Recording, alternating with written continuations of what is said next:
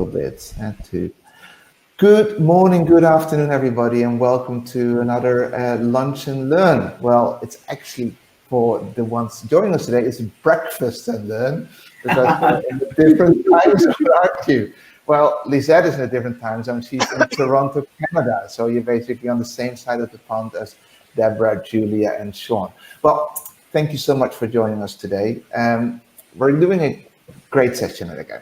And let me start with formally introducing our speakers of today.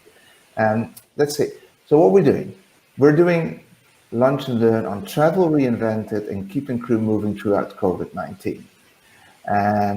And we are joined today by Sean, who's the sales coordinator of GMT. Sean, want to say anything about yourself? You got a great picture up there, by the way. You love that, huh? Yeah, I do. Yeah, I mean, we're happy to be here. Thanks for having us over, Ono, albeit a little on the early side, but it's good for the spirit, and looking forward to a really cool, engaging event here. Thank you. And then Julia, the marketing manager of GMT. Julia, what time is it where you are? Oh, it's about 6:32 in the morning, and I would still be in bed. So I hope I look all right. Yeah, so just a little bit about me.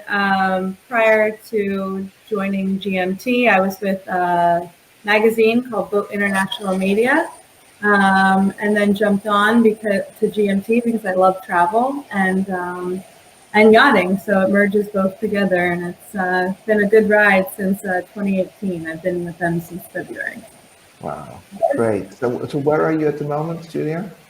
Oh, Fort Lauderdale, Florida, where our headquarters are. Yeah. And you, Sean?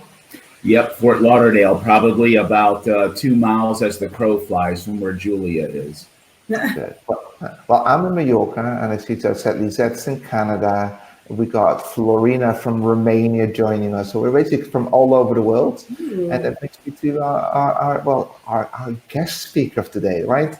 The president of American Yacht Agents, our good friend, Deborah Radke. Deborah, so good to have you with us as well this morning. Thank you. It's good to be here. Yeah. Well, would you mind introducing yourself for a second to the audience? Sure. I was full-time on yachts for about 16 years, and when I came shoreside, after floundering a little bit, I started American Yacht Agents, and the company's about 5 years old. One of the niches that we found and has ended up being expanded is working with a lot of the governmental regulations, Department of State, CBP, etc., on immigration issues. We are not immigration lawyers, but we do work closely with them when needed. But we do help guide crew through the vagaries of dealing with the U.S. government. Well, and you are a specialist. I mean, people acknowledge you as a specialist as well. So thank you so much for joining us. Thank you. It's nice to be here. Yeah. And so what we're doing today, we're going to look at airline operations and safety protocols. And we ask some questions, will we need to pricing, charters? So we'll do a latest update on travel border restrictions and some future predictions. So we've got quite a big agenda. During the webinar, which is recorded, by the way, for you to watch back, there are some handouts that we'll share by the end of the webinar where all the information is summarized again. We'll also look at a video. We'll have some polls to ask your opinion. But that's without much further ado. Julia, shall I hand it over to you? Yeah, I'll just click on start presentation here. Alrighty. Okay, guys. So we're going to be talking about keeping crew moving throughout COVID-19. You know, seafarers make the world go around, and this has just thrown a whirlwind into all of our lives. You know, what happens when essentially travel stops or is hindered. So we're going to talk about, you know, what's happened so far, what we see moving into the future as well for travel. Just a little outline here of what we're going to be talking about. I don't have to run through everything.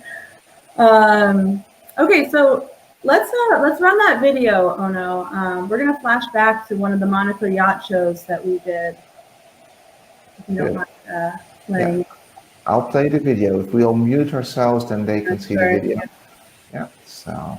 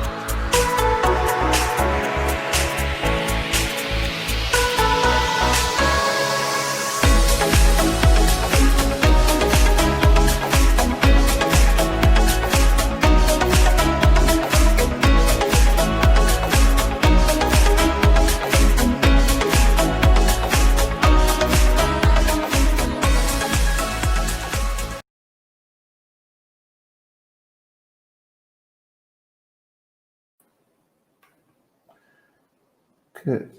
Just put your microphone back on, guys, and then Yeah. I'll. So I have to click start presentation again, yeah. Okay. So what do we see there, right? Wow, it was a packed house. Nobody was wearing face coverings. People were shaking hands and kissing babies, as our president, Tim Davey, would say. There was unlimited events. People were networking left and right. You can board boats with ease. You know, you just kind of walk up to the hull and say, hey, can we come aboard? And it was fine. Walkways and tender services, full of activity, and no restrictions on wining and dining. So that's how life used to be at a boat show. And we just kind of wanted to reflect and reminisce on that and show you guys to kick this off. So a little bit more about what GMT does. So we're a fully operational, dedicated travel management company. For those in the super yacht industry, please tell me my name yourself. Come on. I'm getting a lot of feedback. Okay, thank you. So we service seafarers in the super yacht industry, but not only that, the cruise lines, cruise line passengers, commercial, offshore, corporate, and marine support sectors. One thing that we pride ourselves on is that we're open 24/7, 365. And our airfares are, we use special marine contracts. They're fully refundable, changeable tickets with extra baggage allowance. But we also offer the low cost and published internet fares as well. So we see it all in the back of our system. And my dog just, hold on, pulled my cord. No. Okay, sorry about that, guys. Okay, we'll go to the next slide. We have offices around the world. In Fort Lauderdale is our headquarters. We also have offices in Glasgow, Greece, Manila, Monaco, Mumbai, Singapore, and Vancouver. So you can see we have a nice even spread there across the world. Oh my gosh. Let's see here. Just some of our credentials. Hey, Sean, could you take over? He's chewing my cord. Hold on. No. Hold on. Train your dog, Jules. Train your dog. You're not spending enough time together. Yeah, happy to. We're members of a lot of different, just yachting, but obviously with A Crew, EBA, different advocacy groups. And there's many, many more that are with the other divisions of the company. You know, we're heavy into that. We've got a separate cruise line sector, as Julia had mentioned, and a commercial side as well. My biggest deal is I'm totally immersed in the big white pretty boats, the yachts. And so it's been really interesting. It's very dynamic. You know, I go back to the original clip that we had, the video, and I just smile at that now. And it's like, you know, I'm sure as well as many of you, you know, I want that back. And I can't wait for that to happen, you know. And I think about the times I would whinge and whine about having to work a boat show, you know. And I've told my friends, if you ever hear me do that again, you have my permission to just like slap me into the middle of next week. But it's been really interesting, you know. When you go back and you had the events of 9/11, and that really created a big major timeout for the airlines and how people travel, and how the airlines and the airports and authorities, how everyone put in extra measures to safeguard and for security, etc.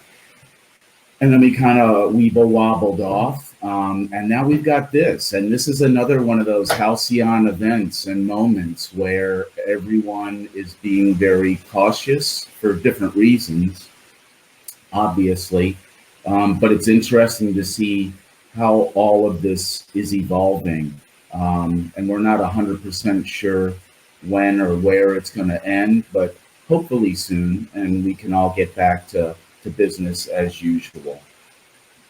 Sorry for the technical difficulties. He's now quiet in my lap.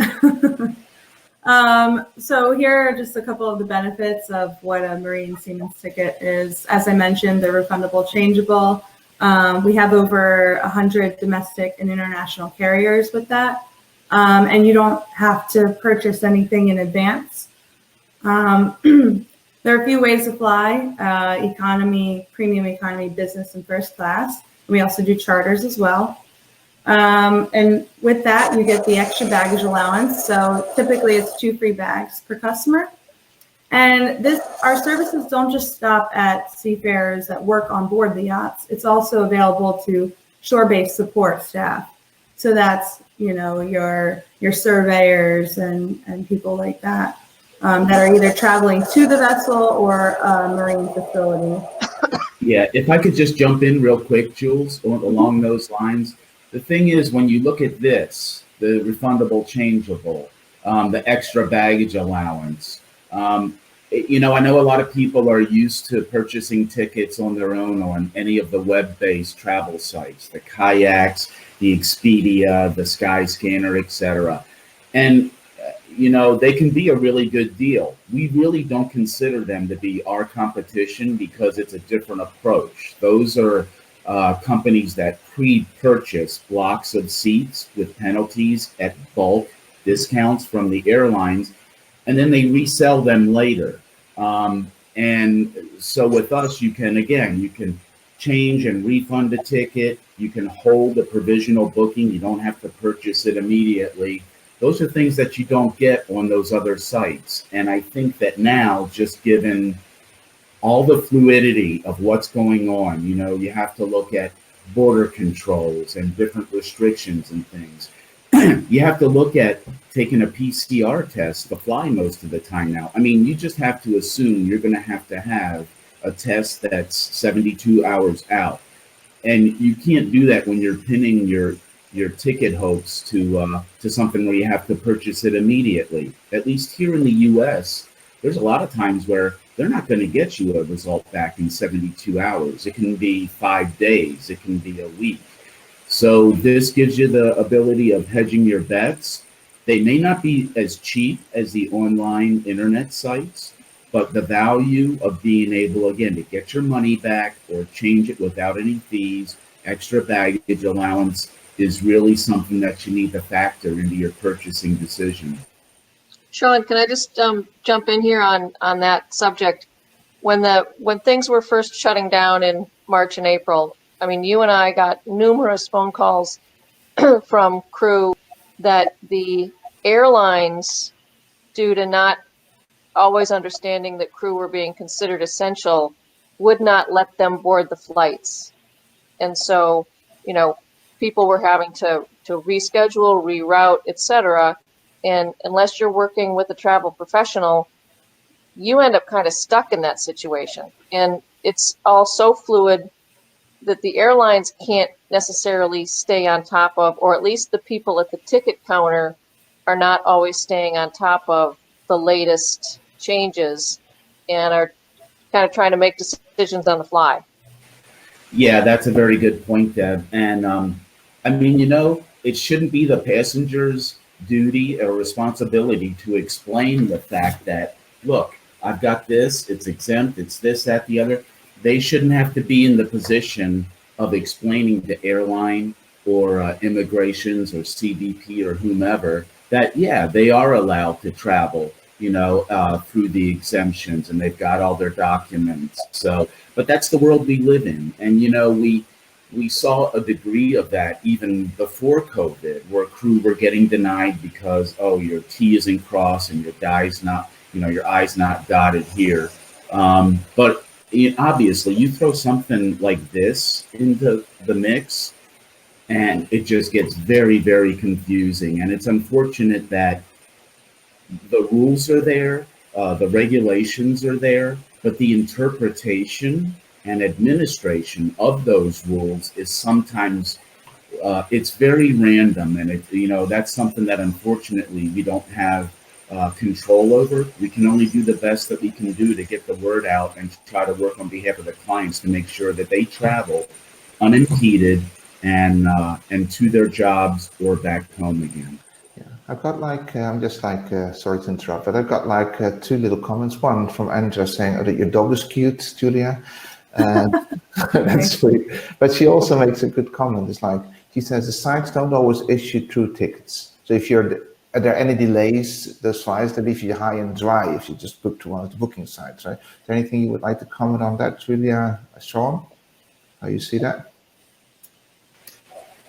Well, it's funny, but we've had instances where, like what we were just speaking about with people being denied boarding and all, they'll show up, they'll call us from the airport, and either the airline or the government immigration or, officials are denying boarding for whatever reason, okay?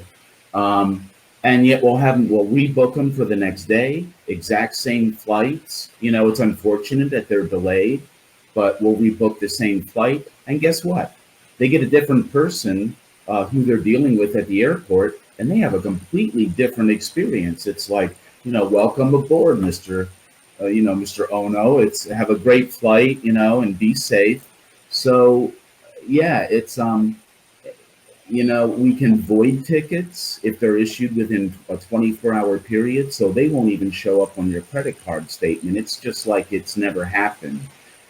We do pseudo returns just to help placate immigration and authorities, showing that, okay, they have an onward or return flight.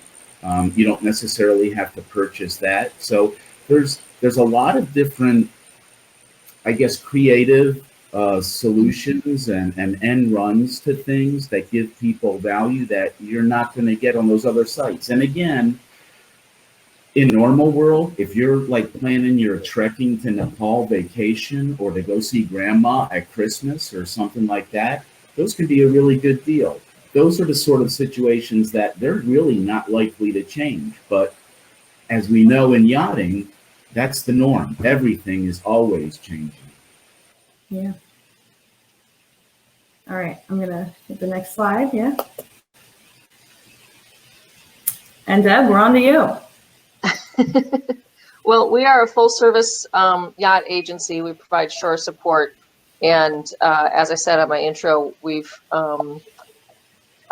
really started to end up focusing on a lot of the visa issues. I work closely with the government liaison for Marine Industry Association of South Florida, and so between our lobbyists and everyone, we've got the contacts with both locally with CBP and on the Washington D.C. level with Department of State, Coast Guard, etc.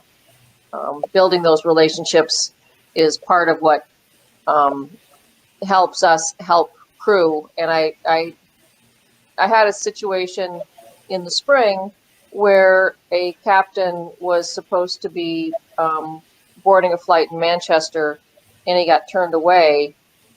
He had all the proper paperwork. We had gotten the exemption for yacht crew to be considered essential workers. And through my being able to call my contact with CBP locally, I ultimately got the, I forget what their titles are, but it was the director for the region in Dublin, and explained that this captain had been turned away. And his response was, what's his name? What passport does he fly on? What flight's he supposed to be on? He's like, okay, call him, tell him he's all set. I will make sure that the officers and ticket agents tomorrow morning know that he is to be on that flight. I can't guarantee I can do that for everyone, but it was nice to be able to call a captain and say, don't worry about it, you're on the flight. Amazing. All right. So I'll just run through a little bit of COVID stats. This is updated as of yesterday. I don't want to beat this, too hard, but there's been a lot of global cases, as you can see, over 27 million, and the deaths as well. It just keeps rising. In Florida, Miami-Dade is actually in the top 20 U.S. counties by number of deaths, and that actually surpasses New York. But disclaimer, that does not include, the other areas of New York, like Queens and Bronx. So New York is still up there. But there's 3 out of the top 10 countries that are actually in the EU, which are really popular yachting destinations: Italy, France, and Spain. And, while some countries are doing a good job at flattening the curve, others are not. So, but it's constantly ebbing and flowing. So right now, as it stands, you've got India, Russia, Indonesia, all these countries right here, Spain, that are trending upward. And then actually the ones that are trending downward, believe it or not, are the US, Brazil, Ecuador, Mexico, South Africa, Philippines. So I guess that's a little bit of a good story there. But in looking at all of this, it's a huge cluster. How do we manage all of that, especially when it comes to travel? And that's what I hope we get to touch on, those hot ticket items today. All right, Sean. So it's been really interesting. I do outside sales. If you look at my little business card, it says, sales coordinator, sales manager, yacht division. And what's happened is, with everything that's going on, we as an agency, we've got, as Deborah had mentioned, people are calling us constantly. Can I do this with a pass? Can I do it on an ESTA or a visa? Or what about transiting the U.S. from Mexico through the U.S. to Papeete? Or just all kinds of situations and variables are thrown at you all day long. So, we've got, on this side, in the yachting side and commercial, we've probably got about 32 agents. We normally have a little bit more, but we've had to, put some people off on a temporary furlough just to help us kind of manage and get through this. And it's important that we don't have 32 people all trolling the internet and finding what they can in this and just kind of giving out information. If people come to you for information, the message that you deliver has to be consistent, whether they talk to Julia, whether they talk to Deborah, whether they talk to me, someone in the UK or Ukraine, wherever. So a big part of my job now is just trolling the risk management, the government, the airline, different websites for latest updates, which, again, they're changing daily, to get the message out to our agents so that they in turn can respond correctly and properly and to the best of our ability as a travel management company to our clients, because it's a very confusing time. You know, we've got a lot of good resources and places of information that are credible. There's a lot of disinformation out there too. You know, I mean, people talk and it's like, you know, I heard, you know, South Africa isn't going to have flights until March, or, you know, whatever, you know, all kinds of different things, you know, street talk basically.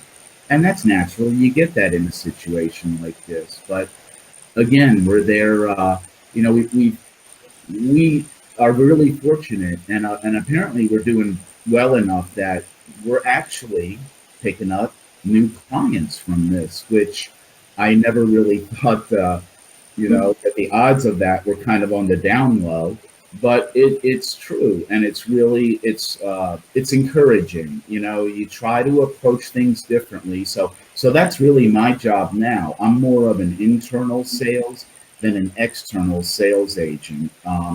Just so that, you know, it's making the agents productive, they're comfortable, and tickets are going out the door. And I just want to say, we've been issuing tickets ever since the initial presidential proclamation came out in March. There's weeble wobbles, and it's, you know, sometimes you're chasing yourself around trying to find solution for people as it relates to new border closures, as quarantine measures. Do you need a PCR test and different things like that? So it's really challenging. And again, getting back to like the internet sites, they're not going to tell you what visa you need or that you're going to have to quarantine for 10 to 14 days or anything like that. So, but you know, that's our business. It's maritime. You know, we're a corporate travel agency that's dedicated to the maritime industry. So, you know, we're trying to keep ahead of the curve, as it were. Jules? Yeah, no, Deb, you want to touch a little bit on that WhatsApp that was created by? Well, yeah, going back to, you know, the comment about disinformation and, you know, just getting the latest updated information, is that there was a WhatsApp page that was created by Yacht Aid Global and AYSS, which is the Association for Yacht Support Services. And that's an association of yacht agents throughout the world. And it's for captains. It's basically by invitation.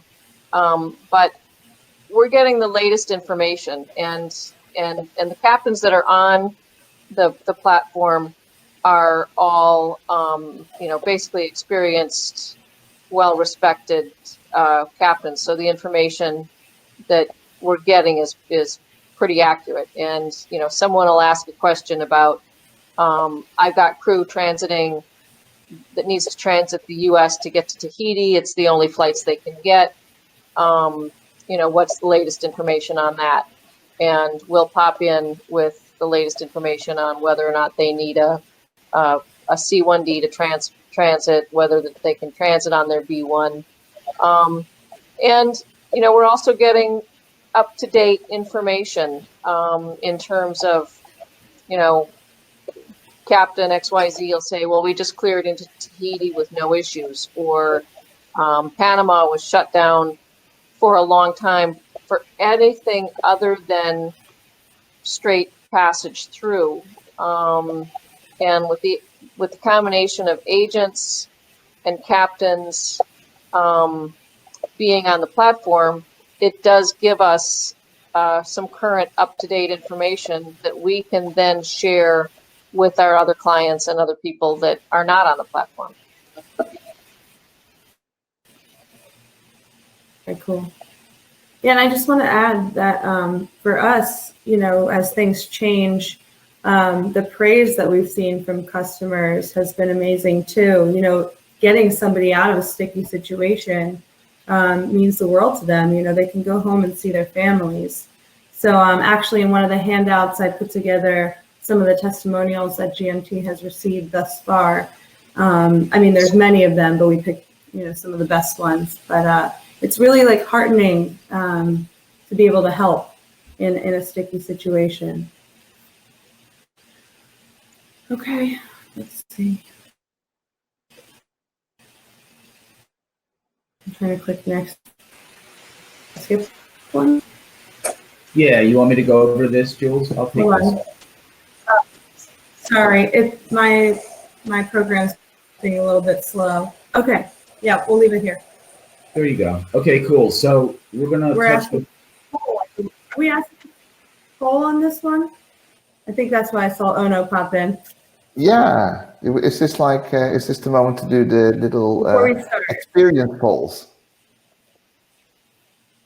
Yeah. should I hit stop? Okay. Yeah, no, just keep it going. Like, good guys, we're going to do a little poll. I want to see from the people that are watching today, if any of you have experienced or the night boarding or any major issues while traveling the past 6 months. Past 6 months is going to be interesting because it's obviously the whole period that we've been in COVID, right? So let's see, like, I don't need another 10 seconds to read the question to start answering. But the question is, have you experienced the night boarding or any major issues while traveling in the past 6 months? Let's see what people respond to this one. What do you think, Julia, Sean? How many people do you think have got this experience? You know, again, it's just a random factor. As long as everyone's got their documents, Ono, properly, and we'll go over that in a little bit here. Usually there are no problems. Thankfully, with most of the government regulations and airlines, seafarers are exempt from a lot of the restrictions that the normal public are subject to. So they're considered essential workers, as it were. And so, you know, as long as word gets out to the airport staff and to the local immigration officials, they're normally in good shape. So, you know. Well, our audience is nuts. 80% have experienced, no, 66% now. It's still swapping a little bit. Like 2/3 of the people here today have experienced issues. Wow. I want to say one thing. You're not going to go to jail. You know, people get kind of freaked out. They're like, you know, oh shit, you know, what's going to happen? You know, if am I, you know, led away to, you know, by the guy with the purple rubber gloves, or what's going to happen, you know? But nothing like that, you know? And I guess the operative is nothing ventured, nothing gained. You know, the ticket is issued, you show up, you know, with a smile at the airport, and, you know, again, it's sometimes kind of random. It's based on, did the person you're dealing with have a great day or a bad night or whatever. But you know what? You just keep plugging away. I mean, the worst that can happen is you try again the next day. Exactly. Good. Well, thank you for answering it. Good poll. 67%, that's quite a lot. Back to you guys. So if you look at the airline side of it, which is, you know, if you're in yachting, it means you're flying. You know, there's no way around it. There's such synergy, and they're so commingled and intertwined with each other. So in these days and age, you know, there's some basic things to keep in mind. You know, airlines aren't going to fly empty planes. You know, that's just a fact. So what happens is they keep a close eye on border closures and new restrictions and things.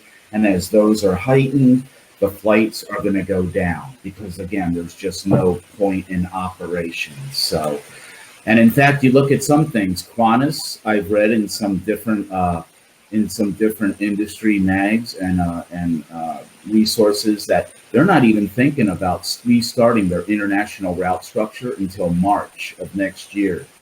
South Africa with commercial flights.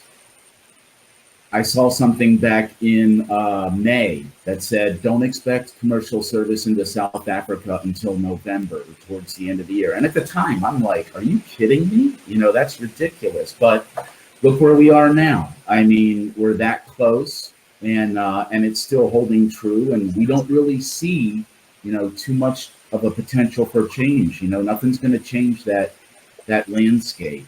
The airlines are also right now, one thing is, even on the marine tickets, etc., just so everyone's aware, they are very slow at processing refunds. In pre-COVID, we as an agency had total control over that ticket. We could void it, issue it, we could refund it, and it all happened within, I don't know, a 5 to 7 business day period that you would see the credit on your statement. Now the airlines have rescinded through our reservation system our ability of processing refunds in-house. And they've done that because they have to protect their cash flow. If they've got, 3/4 of their customers all turning in their tickets and getting refunds, that's not good, and they're not going to stay in business for very long with that. So just so you guys are aware about that. We work a lot with charter aircraft in areas where there's not a lot of air service. I think the one that we're involved with the most is probably getting to the Bahamas. So we do a lot of charter flights on float and other aircraft from the local airports over to the Bahamas. It's easy. It's relatively affordable, actually. And so that's maybe a good solution for that. Outside of that, we kind of look ahead at what's going to happen, and it can go either way. Even now, you talk to people who are flying, and it's like, my God, there wasn't an empty seat on the plane. Or I was on a 777 going to London, and there was 8 of us on the whole plane. So, what's going to happen is, the airline model, they only make money when every single seat is full on their flights, and they've got incredible inventory software, and they watch the algorithms, etc. They use their distribution center, whether it's agencies like ourselves, their own website, or the consolidators online, to fill those seats. And they have to do that. If you think about them flying planes where either through self-policing or through FAA and other entities and IATA saying, no, you can only fly at 1/3 of your capacity, what's going to happen? The number one thing that I can think of is fares are going to go through the roof again. And there will probably be market adjustments as we get, hopefully, vaccines and different other measures in place to combat COVID. But it's kind of an open, it's an open book right now, and we're all watching it very closely as things progress and what direction it's going to head in. Cool.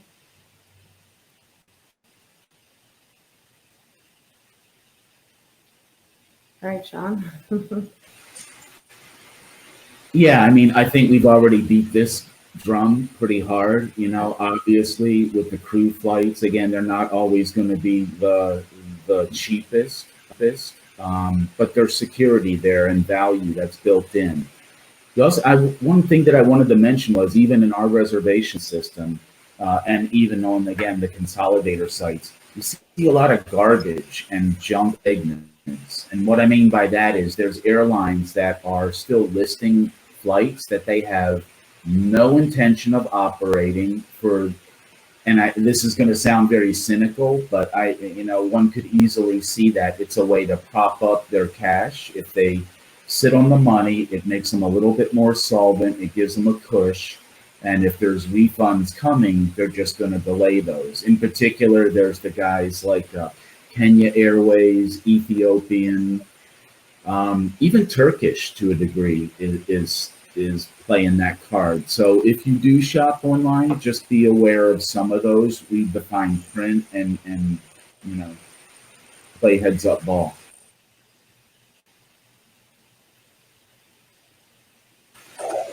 Deb, you want to go into some of this? Sure. As we said earlier, it comes down to whether or not you're going to get on the flight. It is up to the ticket agent, or the gate agent. And so one of the things that we worked hard on initially, particularly for travel to the U.S., was getting B1 yacht crew included as exempted. So they were included along with commercial and private flight crews to be included in the travel exemption. As this has progressed, consulates and embassies were closed down, which has made it very hard to get visas. We do have crew now that things have loosened up that are traveling in on the ESTA waiver. So if you're from a visa waiver country, that is an option. You have to fly into the U.S. on a signatory carrier, which basically is a commercial airline. And then once you are here, you've got 90 days that, for instance, if you fly into Fort Lauderdale and you are joining a vessel that's going to be back and forth to the Bahamas, well, you can depart on that boat and come back in on that boat for the 90 days of your ESTA stamp. There's been a little bit of confusion about transiting the U.S. Strictly transiting, i.e., you're flying to Tahiti, and the only connecting flight from London is to come through the U.S. At one point, they weren't allowing B1s to do that. You had to have a C1D, and I think that, Sean, you can correct me if I'm wrong, I think that's been eased up so that crew can transit. I know we were having good luck with crew transiting through LAX. And again, that's one of those things where it's the on-the-ground information that helps all of us, because they can route you. If we know that you're going to have a problem going through New York, and the officers at LAX have been pretty friendly, you can get routed through LA. The poor crew that's been in the U.S. the entire time and are coming up against the end of their 6-month stays, we've been advising all along, particularly for our South Africans, that they file an I-539 extension of stay. And that's file early. With the I-539, you're allowed to stay, basically once you've received receipt of the application, you can stay until they've made a decision.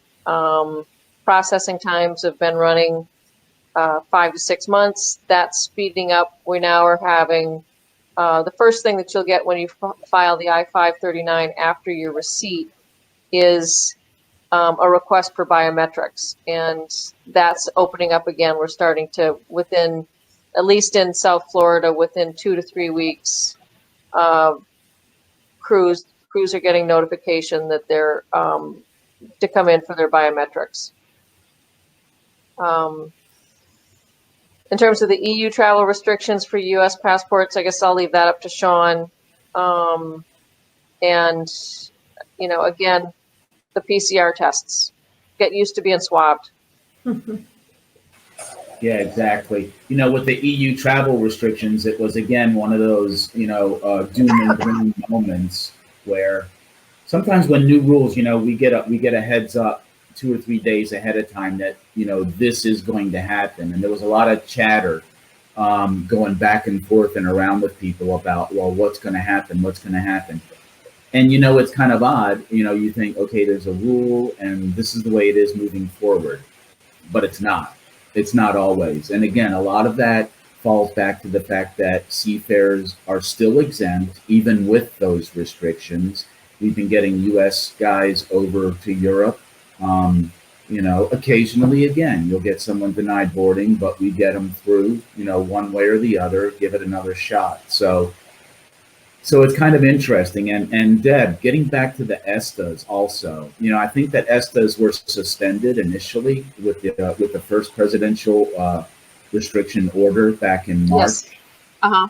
But we had a guy week before last, a kid, the boat was headed to Croatia. And then the boss decides, you know what? Why don't you just bring the boat back to Boston? Well, they had a kid on that didn't have any U.S. visa at all. And I don't know whether the captain just didn't realize it or what at the time. So they're getting ready to head into Bermuda as their as a stop. And he's got this kid on board, and he's like, all he got is an ESTA. He went online and he got immediately. And I was thinking, well, that's really not going to work, because they're rescinded. But, at some point in time, I don't know if it's just a general, and Deb, you can correct me, if there was ever something that was officially put out, I don't really know about that. It may be just a general relaxation on things, but the kid was able to he flew from Bermuda into Boston to wait for the boat. He had to get in because they were going to be processing a proper visa for him. But the captain was like on the edge of his seat. He's like, shit, if we can't get out of here, if the kid can't fly, they're going to impound the boat for 2 weeks for a quarantine period in Bermuda. And that's just obviously not going to work for us. So it's interesting. Again, it just shows you, that there really isn't always unilateral administration of the rules, as they appear on the books. Mm-hmm. Well, and it does, I can speak most knowledgeably about the U.S. is that it always comes down to the officer that you're face to face with. And so your attitude and your way of handling the situation probably tips the balance on the scales. And even with our crew that are filing I-539s, and everyone keeps asking me, well, are they going to have a problem in the future and this and that? My word of advice is be prepared to get pulled into secondary when you come in. Don't be afraid of it. Don't, if you end up, and if you're making a connection, don't sweat that, because if you're working with a travel professional and you end up missing your connection because you've been pulled into secondary, that's when when you get out, that's when you call the travel agent and say, hey, book me on another flight. But as long as you have your paperwork in order, you've got your ship's papers, you've got a letter from the captain, you have your employment contract, and you have a letter from your agent, you might get held up, but you're doing everything right.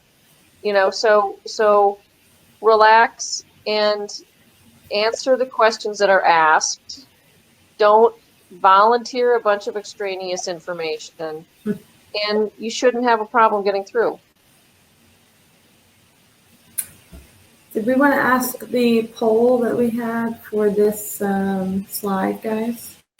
Yes, I'm here. So next poll is, do you have a B1 that is expiring the next 6 months? That's the question we're asking. I'm publishing the poll now. Let's see what our audience is saying. What do you think, Deb? How many of them are expiring? What's your guess? I'm going to say it's probably a lot of them. And, part of it is they've shortened a lot of countries, a lot of consulates have shortened the length of time that they're issuing visas for. We did just have a crew member who was able to renew his B1 in London, but he was only given a 1 year. He was only given a 1 year visa. So the current our Department of State has tightened up on issuing visas, and they've reduced the length of time that they're being issued for. Everyone. So far, we got 100% no. That's like, that's interesting. Let's see if we, I guess the next question is, do they even have visas? That's a question we should have asked first, right? You're only allowed to answer this question if you have one. So at the moment, nobody of our audience has got an expiring B1 visa. That's good. That's good. So well, this is the A-crew crowd, right? They're well prepared, and they look after their career, they look after their future. Thank you so much for answering, guys. Back to you guys, and Julia, bring back the presentation. Yep. Right? Got it. Okay. All right.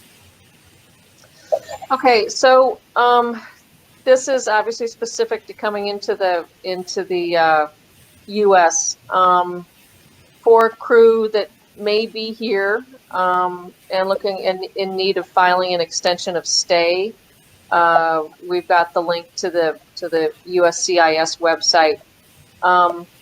It's an online form. It's actually fairly simple to file. We do provide guidance and assistance. The funny thing is that the biggest confusion and question I get from crew when they first look at it is they miss that blue box. They get so distracted in the additional information on it about, you know, in the box down below, that they miss the little blue box that says file online. If you're filing an I-539, the only way you want to do it is to file it online. And that immediately gets it into the queue for processing. The next thing is for crew that don't have visas and are applying. We have the Department of State, travelstate.gov website, which is visa wait times. Now, on this example, we've put up Oslo, and that is obviously very fluid as to what consulates and embassies are issuing. When it says 999 calendar days, that doesn't necessarily mean that you can't get one. So don't take an immediate no for the answer. If you look down in what we've got highlighted there for the exceptions, yacht crew actually can fall under those exceptions. And so our suggestion is go on the websites and read through the entire website and look for the opening that you may have. And if it lists a website directly to, or an email directly to that consulate, email them or call them. Don't just, glance at it and say, oh, visitor visa, 999 calendar days, I can't get one. You have to keep working at it.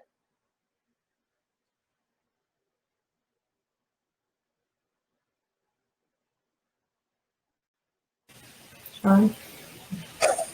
Okay, yeah, just a couple of quick takes here. Again, we've already talked about there's a lot of disinformation, rumors, etc.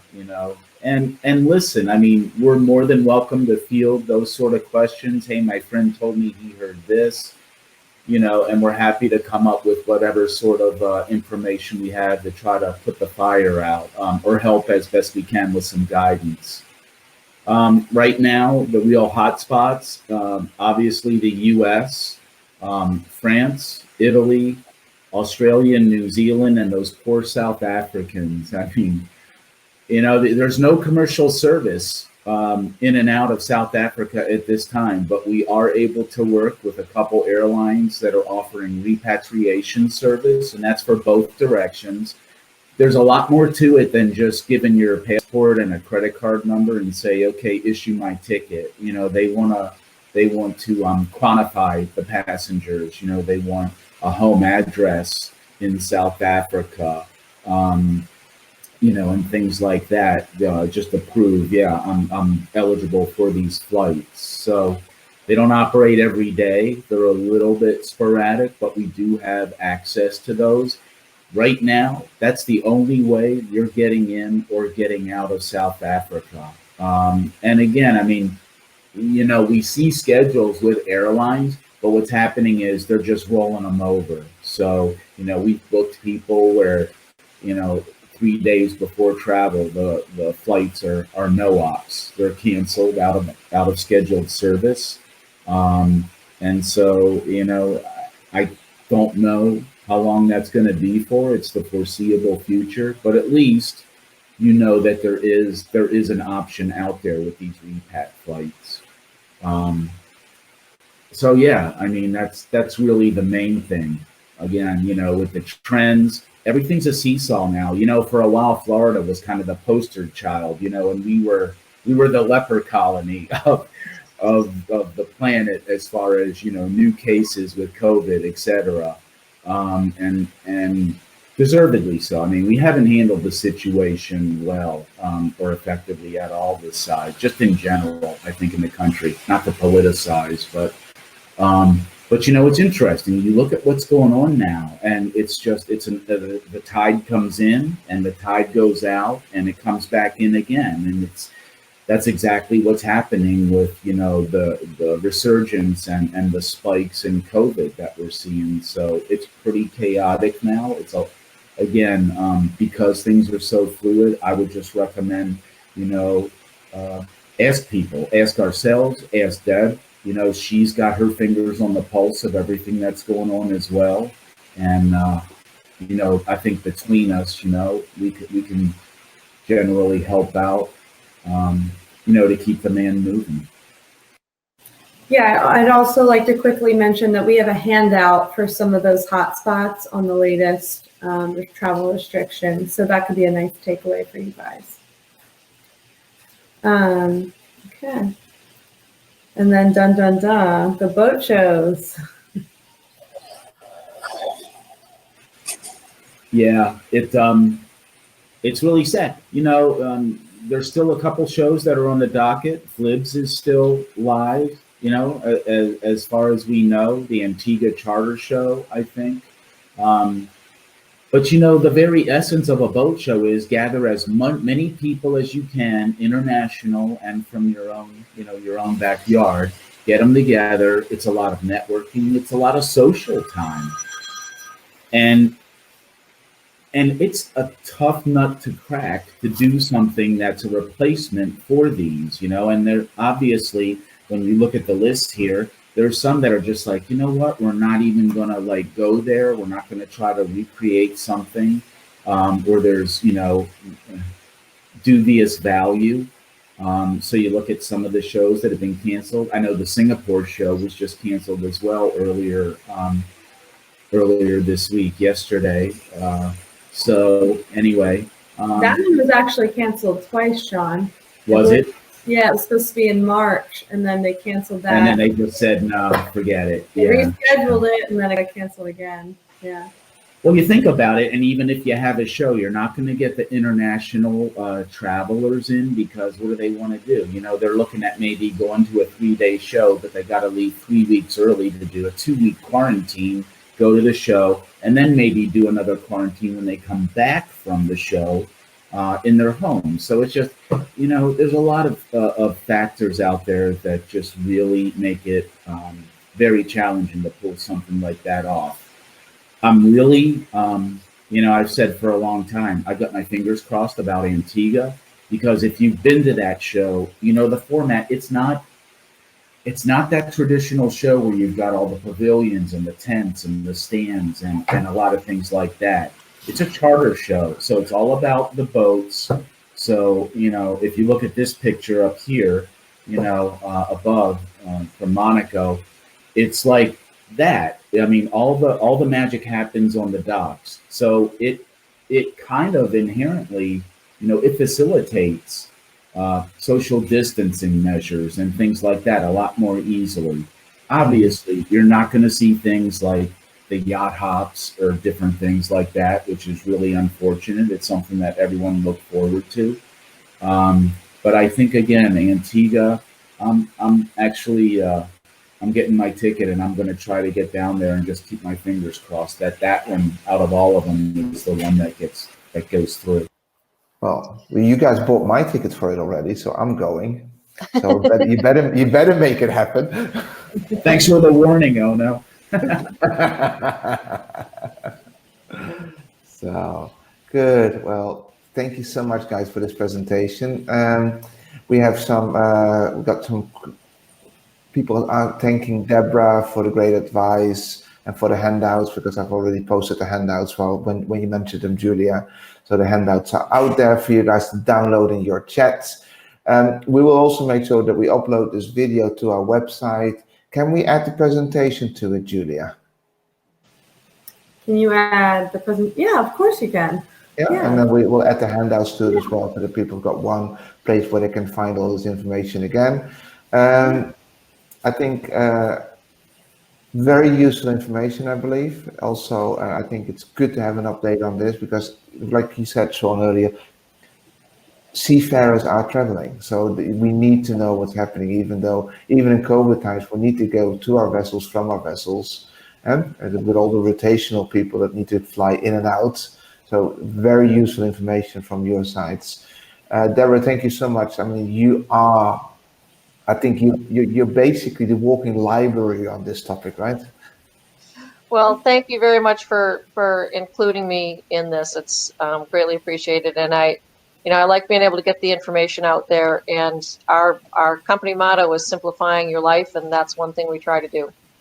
Well, I don't know if you simplified my life because you also scared me on a few things. I think you might do some others, but then again, that's probably what you're saying. Like, then come to you guys so that we can take the scare away, right? So you don't need to do everything yourselves. Okay. You and compliment. You're exactly on time. It's like your presentation stopped where it was supposed to be. So Judy, I think I know that you organize all these kind of things. So well done. Eh? Oh, good. Yeah. Just cut out the part where my dog was eating my cord. Yeah. Well, it was a great presentation. Can you show is the dog there still? He's now on the floor. Yeah, just relaxing. He's probably like, all right, it's breakfast time. Let's go. Because I think everybody wants to say bye to the dog. Oh, should I get him? Okay. Yeah. Let's say. Okay. Oh, see, this is her mommy heart beating. She's like, go get the dog. It's gonna be. I think the dog needs his own Instagram account. Don't you, Sean? Oh, he does. He does. Oh, he does. So, what's the Instagram account of the dog? He's a long-haired dachshund. Oh, the account? Oh, it's Dez the Dox. DEZ, like the, and then DOX, Dox. That's it. So start following Acre, start following GNT, start following Deborah, and follow the dog. Thank you, everybody, for today. Great session, Lisette, Farina. Thank you for your kind words. The chat, thanking us, and have a great day, you guys. Thank you, everyone. Thanks. Be safe. We'll see you soon. 5, 4, 3, 2, 1. Bye-bye, everybody. Bye-bye. Ouch.